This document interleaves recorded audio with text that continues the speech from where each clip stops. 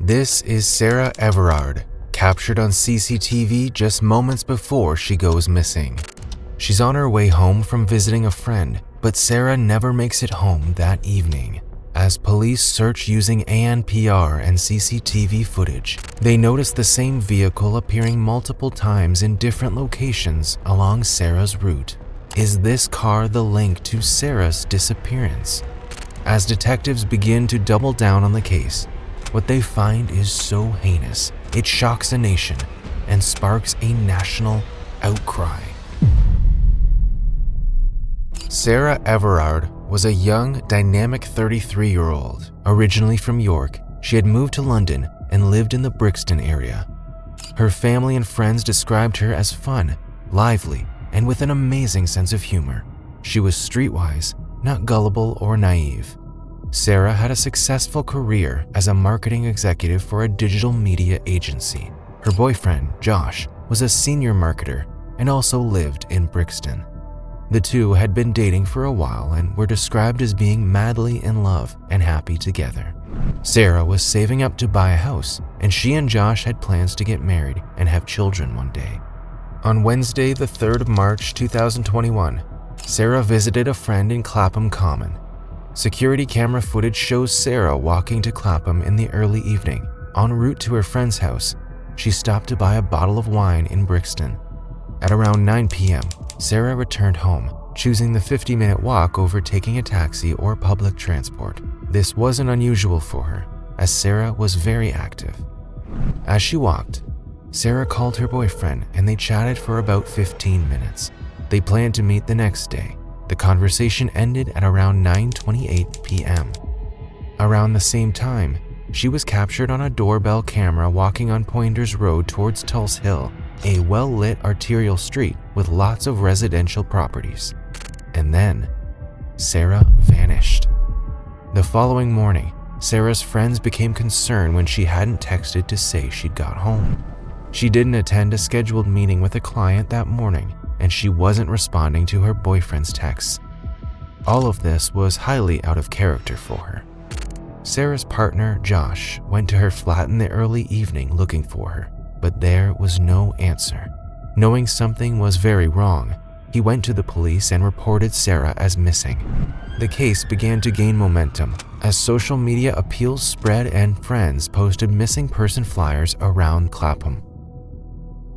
Sarah's family came to London to help with the search efforts. Fearing the worst, search and rescue teams began to look through ponds in the area. Detectives looked for clues where Sarah had last been seen, expanding their search to surrounding suburbs as their efforts escalated. More than 750 homes were visited. Police received hundreds of calls from the public about the case. The public response was considerable. How could a young lady have gone missing in the middle of a busy street? As police began analyzing surveillance footage along the route that Sarah had taken that evening, they noticed images of a white car that appeared multiple times. It seemed to be circling around, popping up randomly in different frames. This raised their suspicions. They zeroed in on the vehicle and identified it as a Vauxhall Crossing belonging to a rental company, Enterprise. The records showed that it had been hired on the 28th of February by a Wayne Cousins. We need to shut the door. You need to hear this. He then put one of our researchers on speakerphone, and she said, he's a police officer. He's a serving officer in the Met. He currently works for the Parliamentary and Diplomatic Protection Group. 48-year-old Wayne Cousins was one of their own. As detectives analyzed the data, they were able to match the locations of Cousins' phone to the movements of both the rented car and Sarah Everard, as tracked through her mobile signal. So Wayne Cousins had no reason to be here at all. And I think that was the thing that everybody identified quite quickly. He was a serving police officer at the time, hadn't been in the Metropolitan Police very long, and he was off duty, lives in Kent, in Dover, had no reason to be here. And then they find the most crucial piece of footage. A bus camera captures video of Cousins holding up his police ID and stopping Sarah. The white Vauxhall is parked on the sidewalk, its hazard lights flashing. Next, Cousins handcuffs her, bundles her into the car, and drives off. Convinced they have identified their prime suspect, police swiftly move in to arrest him on suspicion of kidnapping.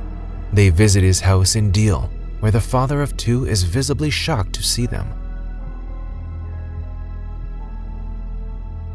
Initially, Cousins denies any involvement with Sarah, claiming he had no interaction with her. Do you know Sarah? I don't know. Okay. Sarah went missing. I'll show you some pictures of her on the day. Okay. Sarah went missing on Wednesday. And her parents, obviously, and her family are really worried about her now. The inquiry that's been conducted so far has led us to come and speak to you about it, and to see what we know about Sarah, okay? So, would you like to, do you know where Sarah is? No. Right. Okay. Do you know anything about what happened to her? I know that she went missing up in London somewhere. About a week ago or so, just from what I got on the news. But then, realizing that police had already established a solid connection between him and Sarah, he suddenly invents a story. Okay, well, I am in financial, and I've been lent on by, I don't know who they are. They're a group, a gang, whatever. And they told me, right, I need to go and pick up girls and get them to them. So I said, it's happening. And it then came through that they're going to harm my family, take them away, and they'll use them instead. At that point, I had no option to try and find somebody. So I don't. There's a couple of names. I was told a place to take her. That's it. That is all I know. It then came to light that allegations of indecent exposure had been made against Cousins in the days leading up to Sarah's disappearance. Why had these not been investigated? The Independent Office for Police Conduct became involved to ensure an impartial and thorough investigation into the Metropolitan Police's handling of Sarah's case. They were focusing on any systemic issues within the force that might have allowed this tragedy to unfold. This was an investigation that was now also being investigated in real time. This is not the news that Sarah Everard's family wanted to hear. They are said to be distraught that a serving police officer has been arrested on suspicion of kidnap and murder. For a week, police searched for Sarah along her route around Clapham Common. Now they believe they may find her more than 50 miles from her home. The area is thick with woodland, surrounded by narrow country lanes, and yet the police are meticulously scouring this landscape. The next day, on March 10th, exactly 1 week after she had disappeared, Sarah was found. Her remains were discovered in a builder's bag in a woodland stream in Ashford, Kent. She had been brutalized and burned. She had to be identified by her dental records. Her family waited in torment to hear how she had died. They feared she had been set alight before she was dead, but the post-mortem revealed that she had died from compression of the neck. Investigating Officer Catherine Goodwin says, As Sarah's body was taken from the woods to the ambulance, the officers took their hats off as a mark of respect and I think shock at what had happened and who was responsible for it. The stream where Sarah's body was found was just 130 meters from land that Cousins owned. On examining Cousins' car, police found a condom wrapper, hair bands, and a semen stain. But most importantly, they discover a blood stain that matched Sarah's DNA. Cousins was charged with the murder of Sarah Everard. Initially, he admitted to only raping and kidnapping Sarah. But then, on July 8th, just before the case went to trial, Cousins pleaded guilty to Sarah's murder. Former Met Police officer Wayne Cousins has admitted murdering Sarah Everard after he snatched her off the street and raped her. It was only during sentencing that the full details of the crime came to light. Cousins had planned to carry out a sexual assault for a long time, but he had yet to find a victim. He had spent several weeks traveling to London from his home in Deal, Kent, researching how to carry out the crime. 3 days before the crime, he rented out the Vauxhall, which he planned on using for the abduction. On the 2nd of March, Cousins began a 12-hour shift where he worked at the US Embassy at 7 p.m. His wife, Elena, sent a message to his mother. Wayne had a call for overtime shift tonight. I was wondering if you could pick children from school tomorrow, would you? After completing his shift the next day, Cousins collected the hire car in the afternoon. He purchased some hairbands, possibly for use during the abduction. Then, in the prosecution's words, Cousins went out hunting for a lone young female to kidnap and rape. Sarah was simply in the wrong place at the wrong time. 6 minutes after she finished talking to her boyfriend, Sarah is stopped by Cousins. He likely claimed that he was arresting her for breaching COVID guidelines. Sarah believes him and allows him to handcuff her. Her family said she would have never entered a car with someone she didn't know if he hadn't been a police officer. A couple driving past witnessed Sarah being handcuffed, but believe it to be a legitimate arrest from an undercover police officer. They continue on their way. Cousins then bundles Sarah in his car, hands cuffed behind her back, and drives off. The entire arrest takes about 5 minutes. He then drives to Kent. At some point on this journey, Sarah would have realized that she was in danger and that this wasn't a real arrest. Obviously, what's happened to Sarah in between London and Dover doesn't really bear thinking about. About 2 hours after abducting Sarah, Cousins changes cars, transferring Sarah into his own car. From here, he travels to a remote area nearby. Cousins rapes Sarah and strangles her using his police duty belt. He then leaves the scene of the crime and purchases drinks from a petrol station in Dover. Cousins revisits the site where he has dumped her body twice more before he leaves the area and switches back into the rental car. A few hours later, Cousins stops at a cafe where he buys a hot chocolate and a Bakewell tart. He then returns the rental car before driving back in his own car to Kent. He disposes of Sarah's mobile phone in one of the canals in the town. Police divers would later recover the phone. After this, Cousins returned to normal life. He calls a vet about his dog having separation anxiety, sounding calm and normal. Yeah, I was wondering if I could book my dog in for the vet so I can have a discussion about issues, please. But as the search for Sarah begins to intensify, Cousins buys a can of petrol, returns to the woodlands, and burns Sarah's body inside a fly-tipped refrigerator. He then places the remains in rubble bags and dumps them in the stream nearby. Later, he takes his wife and 2 children on a family trip to the woods. The children play near where Sarah's body had been disposed of. A few days later, Cousins is arrested. While Cousins is in custody, he tries to harm himself, deliberately hitting his head on a toilet bowl. He tells officers he has mental health issues. But when officers show him a picture of Sarah and ask him if he recognizes her, Cousins looks away and simply says, "No comment." Sarah's family made powerful victim impact statements at his hearing. Cousins was visibly shaky and had his eyes closed, unable to meet their eyes. But her father demanded, "Mr. Cousins, please, will you look at me?" forcing his daughter's killer to meet his eyes. But of all the statements, none was more harrowing than her mother's, who stated, I think of Sarah all the time, but the mornings and evenings are particularly painful. In the morning, I wake up to the awful reality that Sarah is gone.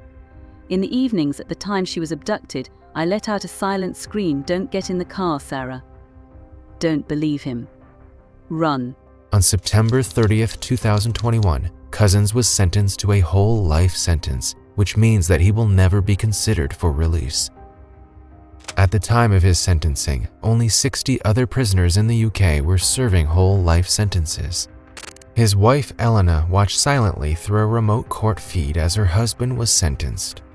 Lord Justice Fulford said to Cousins, "Your wife and children, who on all the evidence are entirely blameless, will have to live with the ignominy of your dreadful crimes for the rest of their lives." A year later, Cousins appealed the decision.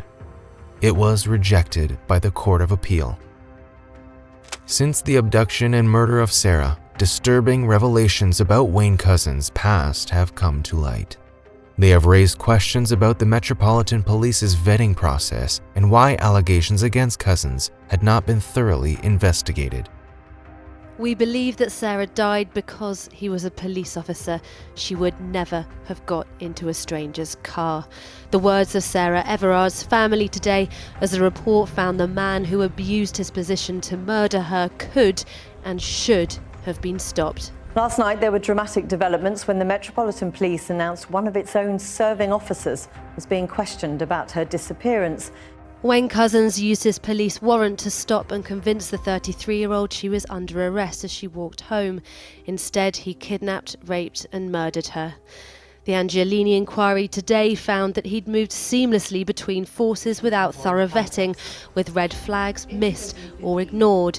Cousins had a troubling history of offensive behavior, which earned him the nickname, the Rapist. In fact, he had been reported to police 8 times for indecent exposure in the years before he murdered Sarah. Once, when he was supposed to be on duty and working from home, Cousins had exposed himself to a female cyclist. But when she reported the incident, it wasn't taken seriously or investigated. The cyclist addressed Cousins in court, saying, "I remember vividly being concerned that somebody who could expose themselves to a stranger in such an intimidating way could go on to commit much more serious acts. This is what happened. 4 months after you exposed yourself to me, you raped and murdered an innocent woman." On 2 other occasions, just a month before killing Sarah, Cousins drove through a McDonald's drive-thru naked from the waist down. These incidents were caught on CCTV camera.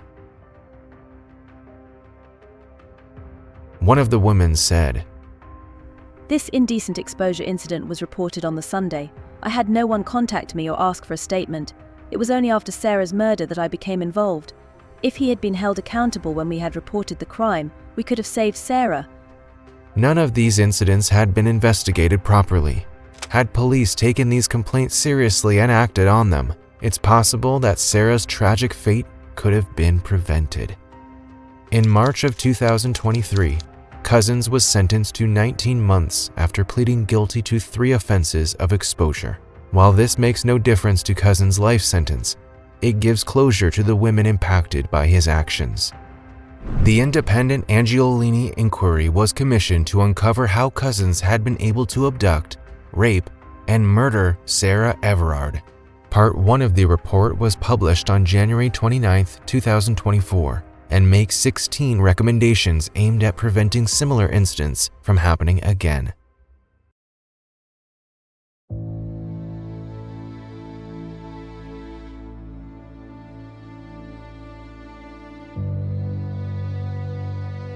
The killing of Sarah led to a nationwide outcry over women's safety in public spaces and confidence in the police. It highlighted a system that failed to protect women and take their concerns seriously.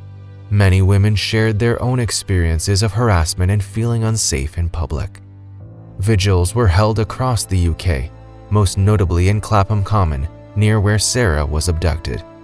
Riots broke out during the vigils, as police tried to enforce COVID-19 lockdown regulations. There was widespread criticism of how the police handled the situation. It only served to intensify the public's outcry for reform. Sarah's death became the catalyst for a wider, much-needed discussion about women's safety, police vetting processes, and the handling of misconduct allegations. As for Sarah's family, while their loss can never be mitigated, they choose to move forward, keeping Sarah alive in their memories. They released a tribute to Sarah a year after her death. It's a year since Sarah died, and we remember her today, as every day, with all our love. Our lives have changed forever, and we live with the sadness of our loss.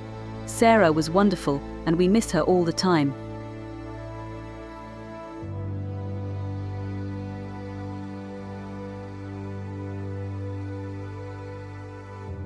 Thank you for joining us today. If you enjoyed the episode, please consider liking, subscribing, and sharing our content. Your support makes a big difference and helps us reach more viewers. 14-year-old Christy Reed arrives home from school to find Paul Powell, her sister Stacy's friend, open the door for her. When she asks him where Stacy is, Paul replies casually that she's in her room. Christy doesn't think too much of it, because Paul often hangs out at the house. But today, something doesn't feel right. I saw there was yellow tape around my house, and I'm thinking, oh God, something's seriously wrong.